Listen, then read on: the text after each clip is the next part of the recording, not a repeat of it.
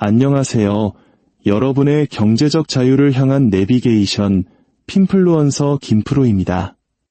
여러분, 만약 어느 날 아침 눈을 떴는데 여러분이 피땀 흘려 모은 돈, 그 은행 계좌의 숫자들이 그냥 0분이 되어버린다면 어떨 것 같으세요? 혹은 월급날 통장에 찍힌 300만 원으로 어제는 치킨 20마리를 시킬 수 있었는데 오늘은 김밥 한 줄 사기도 버거워진다면요? 이건 그냥 공상과학 영화 속 이야기가 아닙니다. 인류 역사 내내 반복되어 온 지독하게 현실적인 경제의 민낯이죠. 오늘 우리가 파헤쳐볼 주제는 바로 이 공식적인 시스템이 붕괴했을 때 그 잿더미 속에서 피어나는 생존의 경제, 암시장과 금의 이야기입니다. 이 숨겨진 경제의 법칙을 이해하는 자에게 부의 흐름이 보일 것입니다. 그 지혜의 축복을 놓치고 싶지 않다면 지금 바로 구독 버튼을 눌러 여정에 동참하십시오. 여러분의 클릭 한 번이 잠자는 통장을 깨우는 주문이 될 겁니다. 모든 거대한 제국 뒤에는 반드시 암시장이 존재했습니다. 아무리 정교하게 설계된 금융 시스템이라도 그 밑바닥에는 그림자 경제가 흐르고 있죠. 공식적인 세상이 대놓고 거짓말을 떠벌릴 때 진실이 조용히 거래되는 곳, 바로 그곳입니다. 왜냐하면 돈이 제 기능을 멈췄을 때 사람들은 살아남기 위해 누군가의 허락을 기다리지 않거든요. 그들은 법이나 은행, 중앙계획 따위는 필요 없는 두 번째 경제를 스스로 구축합니다. 이 경제를 움직이는 건 인류 가장 오래된 화폐, 바로 필요, 신뢰, 그리고 금입니다. 경제학자들이 절대 말해주지 않는 부분이죠. 암시장은 자본주의 시스템의 오류나 버그가 아닙니다. 그건 바로 홍보팀이 잘려나간 날것의 자본주의 그 자체입니다. 자, 타임머신을 타고 1923년 독일 바이마르 공화국으로 가보죠. 당시 독일의 마르크화는 가치가 떨어지는 수준이 아니라 그냥 증발하고 있었습니다. 1월에 250마르크 하던 빵 한 덩이가 11월에는 2억 마르크가 됐어요. 현금은 그야말로 쓰레기가 됐습니다. 석탄보다 지폐 뭉치를 태워 난방하는 게 더 쌌으니까요. 아이들은 돈다발을 내고 블록처럼 쌓고 놀았습니다. 정부는 일시적인 현상이라고 말했지만 사람들은 그것을 생존이라고 불렀습니다. 사람들은 더 이상 마르크화로 저축하지 않았어요. 금, 은, 외국의 동전, 심지어 담배 같은 실물 자산의 모든 것을 걸었습니다. 금 결혼반지 하나면 일주일 동안 한 가족이 먹고 살 수 있었죠. 종이돈은 말 그대로 벽지가 되었습니다. 믿음이 죽는 순간 암시장이 모든 것을 장악합니다. 이 사이클은 전쟁으로 폐허가 된 유럽 전역에서 똑같이 반복됐습니다. 각국 정부는 공정성이라는 이름 아래 식량, 의약품, 연료를 배급제로 통제했습니다. 하지만 공정성이란 감정은 희소성 앞에서 살아남지 못합니다. 나치 점령하의 파리에서 커피는 밀수품이었고 설탕은 사치품이었으며 페니실린은 금이나 뒷거래로만 얻을 수 있는 기적이었습니다. 군인과 민간인들은 뒷골목에서 만나 군복과 가솔린을, 다이아몬드와 식량을 맞바꿨죠. 바르샤바 게토에서는 암시장 상인들이 매일 죽음을 무릅쓰고 빵을 밀수했습니다. 국가는 그들을 범죄자라고 불렀지만 굶주린 사람들은 그들을 필수 인력이라고 불렀습니다. 이것이 바로 붕괴의 제2법칙입니다. 합법성과 도덕성은 절대 같은 속도로 붕괴하지 않는다는 것. 냉전 시대로 넘어오면서 시스템은 거짓말을 더 효율적으로 하는 법을 터득했습니다. 소련은 시장을 완전히 철폐했다고 자랑했지만 모든 인민들은 뭔가를 구해올 수 있는 누군가를 알고 있었죠. 냉장고가 필요하다고요. 보드카로 지불하면 됩니다. 자동차 부품이 필요하면 말보로 담배 한 보루면 충분했죠. 서구의 사치의 상징인 청바지는 사회주의의 평등 이념보다 더 가치 있는 화폐가 되었습니다. 심지어 엘리트 계층도 이 네트워크를 이용했습니다. 인민을 위한 정부는 외국 상품으로 가득 찬 비밀 상점을 운영했죠. 당 간부들의 아내들은 핀란드를 통해 밀수된 프랑스 향수를 사들이면서 대중 앞에서는 프롤레타리아의 희생정신을 설교했습니다. 공산주의가 실패한 건 가난해서가 아니었습니다. 암시장이 존재하지 않는 척 그 거대한 거짓말을 유지해야 했기 때문입니다. 남미의 이야기는 배경은 달랐지만 줄거리는 정확히 똑같았습니다. 2001년 아르헨티나 은행이 예금을 동결하자 시민들은 하루아침에 빈털터리가 됐습니다. 이때 블루달러라고 불리는 암달러 시장이 국가의 진짜 심장박동이 되었죠. 사람들은 골목길, 길모퉁이, 심지어 네일숍에서 하루에도 2번씩 바뀌는 환율을 부르며 돈을 교환했습니다. 공식 화폐인 페소는 농담거리가 되었고 지하 경제의 달러가 생존 그 자체가 되었습니다. 베네수엘라는 한술 더 떴습니다. 인플레이션은 기괴할 정도였죠. 사람들은 식료품을 사기 위해 돈을 배낭 가득 채워갔지만 그래도 살 수가 없었습니다. 그래서 그들은 금가루에 의존하기 시작했습니다. 네, 진짜 금가루요. 주방 저울로 무게를 재고 비닐봉지에 담아 거래했죠. 정부는 이를 비난했지만 뒤에서는 바로 그 시스템을 이용해 조용히 자금을 조달했습니다. 이것이 바로 모든 정부가 반복하는 아이러니입니다. 암시장을 더 크게 비난할수록 그들은 암시장에 더 깊이 의존하게 된다는 것. 왜냐하면 암시장은 단순히 물건만 옮기는 게 아니거든요. 그들은 질서라는 환상을 유지시켜줍니다. 군인들을 먹이고 트럭에 연료를 채우고 아픈 사람들에게 약을 제공하죠. 관료주의가 절대 할 수 없는 일, 즉 실제로 작동하는 일을 해냅니다. 2차 세계대전 당시 연합군 장교들은 자신들이 체포해야 할 밀수업자들에게서 밀수연료를 샀습니다. 전후 이탈리아에서는 마피아의 유통망이 정부보다 훨씬 효율적이었죠. 지하 경제는 언제나 문명의 비상 발전기 역할을 해왔습니다. 그리고 금은요? 금은 바로 그 발전기에 전력을 공급하는 배터리입니다. 금은 믿음을 요구하지 않는 유일한 돈입니다. 허락을 구할 필요도 없죠.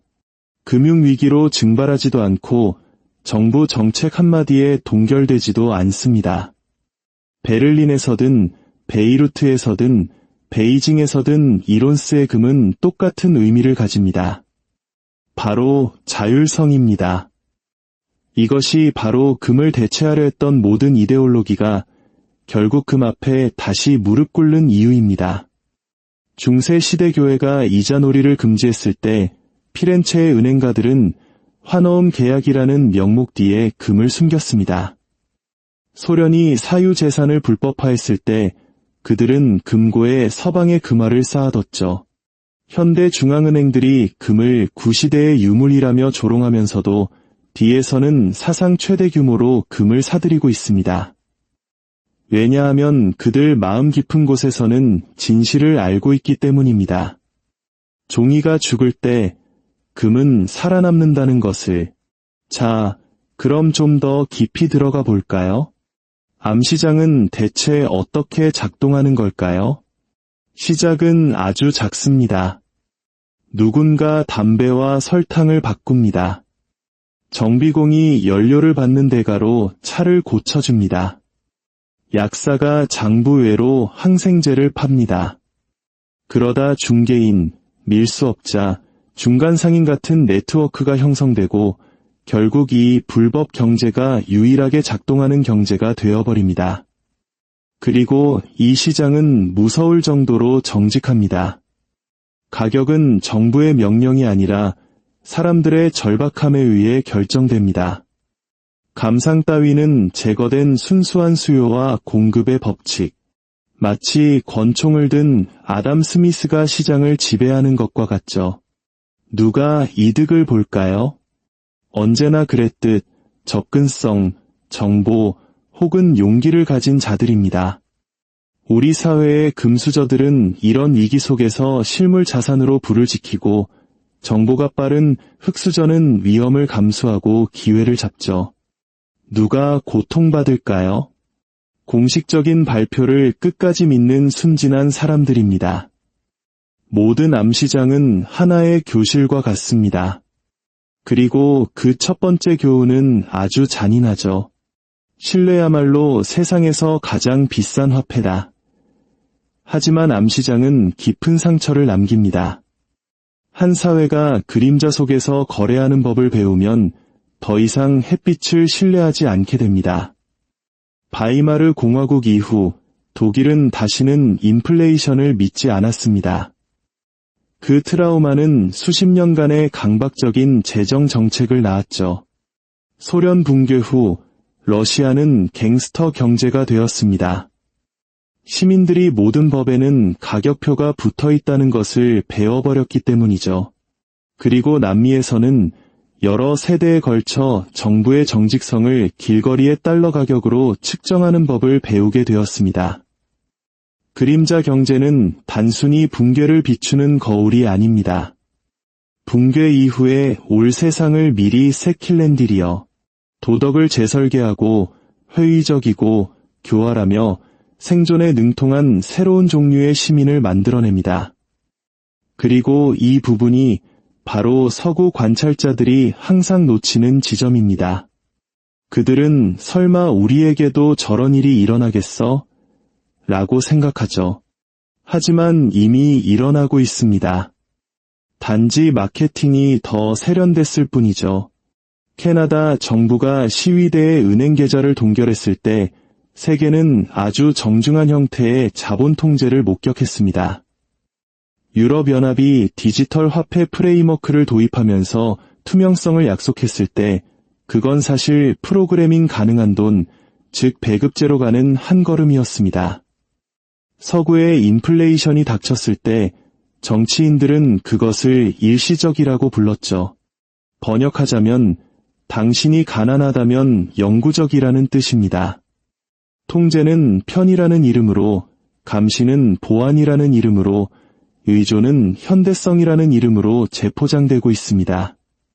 그리고 이전의 모든 제국들처럼 그들이 더 많은 통제를 추구할수록 암시장은 더 빠르게 성장합니다. 거래를 불법화할 수는 있어도 인간의 필요를 불법화할 수는 없으니까요. 새로운 암시장은 더 이상 뒷골목에 있지 않습니다. 바로 온라인에 있습니다. 나이지리아의 암호화된 채팅방은 은행보다 빠르게 달러를 옮기고 아르헨티나에서는 개인 간의 암호화폐 거래가 활발합니다. 동남아시아에서는 역의 스테이블 코인이 거래되죠. 본능은 언제나 똑같습니다. 동결될 수 없는 경제를 만들려는 것. 사람들은 반란을 일으키는 게 아닙니다. 그저 적응하고 있을 뿐입니다. 이것이 바로 21세기의 조용한 혁명, 허락 없는 주권의 시대입니다. 정부들이 시민들에게 금융 범죄에 대해 설교하는 동안 중앙은행들은 조용히 가장 오래된 불법 자산을 사재기하고 있습니다. 바로 금이죠. 그들은 포트폴리오를 다각화하는 게 아닙니다. 자기 자신들의 시스템에 대한 해칭을 하고 있는 겁니다. 왜냐하면 암시장은 항상 시민들로부터 시작되지만 엘리트들로 끝나기 때문입니다. 자신들의 시스템이 얼마나 취약한지 깨닫는 순간 그들 역시 지하 경제의 규칙에 따라 움직이기 시작합니다.